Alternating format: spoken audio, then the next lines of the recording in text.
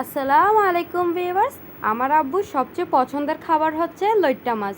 তো আব্বু যখনই বাজারে টাটকা লইট্টা মাছ দেখে তখনই লইট্টা মাছ নিয়ে আসে।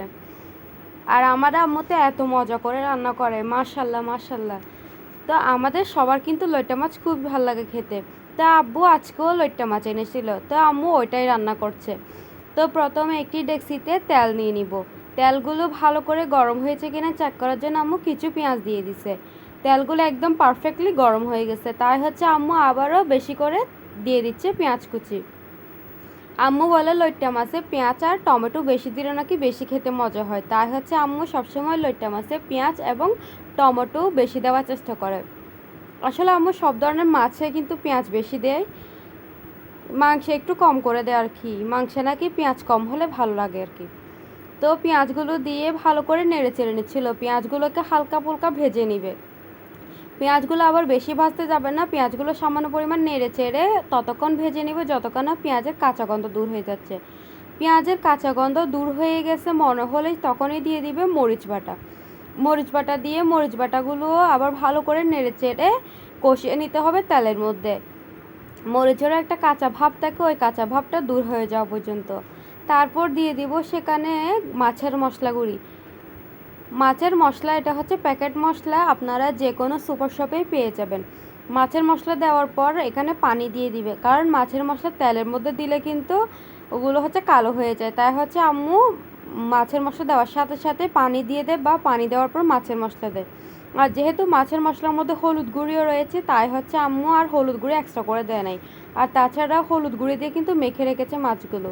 তারপর ভালো করে নেড়ে চেড়ে ঢাকনা দিয়ে দিবে যাতে মশলাগুলো ভালো করে কষে যায়।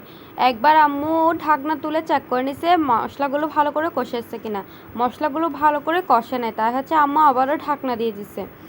তো এবার ভালো করে মশলাগুলো কষে গেছে, এখন আম্মু ভালো করে নেড়ে চেড়ে নিবে। আবারও ভালো করে নেড়ে চেড়ে আগে থেকে নুন হলুদ সামান্য পরিমাণ মাছের মশলা দিয়ে মেখে রেখেছিল মাছগুলো দিয়ে দিবে। আর হ্যাঁ, মাছগুলো দেওয়ার আগে সেখানে দিয়ে দিব গোটা কয়েকটা কাঁচামরিচ আর হচ্ছে বেশ কিছু পরিমাণ টমেটো টুকরো। যেহেতু লইট্টা মাছ সিদ্ধ হতে বেশিক্ষণ সময় লাগে না, তাই হচ্ছে আম্মু টমেটো আগে দিয়ে দিছে, কারণ লইট্টা মাছ বেশিক্ষণ সময় লাগে না সিদ্ধ হতে, আর টমেটোতে একটু সময় লাগে সিদ্ধ হতে। তাই হচ্ছে আম্মু আগে দিয়ে দিছে, কারণ এখন দিলেও কিন্তু টমেটোগুলো গোটা গোটা থাকবে। তারপর মাছগুলো দিয়ে ভালো করে নেড়েচেড়ে ঢাকনা দিয়ে দিবে। এতে কিন্তু কোনো পানি দিবে না এক্সট্রা, কারণ লইট্টা মাছ থেকে যে পানিগুলো বের হবে ওগুলোই যথেষ্ট লইট্টা মাছগুলো রান্না হয়ে যাওয়ার জন্য। আর আগে থেকে তো আম্মু হালকা পরিমাণ পানি দিয়েই রেখেছে, এতে কিন্তু হয়ে যাবে রান্নাটা। তো এবার ঢাকনা দিয়ে দিচ্ছে আম্মু। কিছুক্ষণ পর ঢাকনাটা খুলে চেক করে নিচ্ছে লইট্টা মাছগুলো হয়েছে কিনা। দেখেন লইট্টা মাছগুলো একদম সিদ্ধ হয়ে গেছে, আর লইট্টা মাছ থেকে কতগুলো পানি বের হয়েছে, মাশাল্লাহ। লইট্টা মাছ কিন্তু প্রচুর পানি থাকে, তাই হচ্ছে প্রচুর পানি বের হয়। এবার সব কিছু রেডি হয়ে গেছে, তাই হচ্ছে আম্মু উপর থেকে ধনেপাতা কুচি ছিটিয়ে দিবে। ধনেপাতা কুচি ছিটিয়ে দেওয়ার পর একটা স্মেল আসছিল, সেটা অনেক ভালো লাগছিল। পুরো ঘরে ধনেপাতা আর মাছের স্মেলটা পুরো নাকে আসছিল, এত ভালো লাগছিল স্মেলটা। আপনারা তো পারছেন না, তাই বুঝতে পারছেন না আর কি।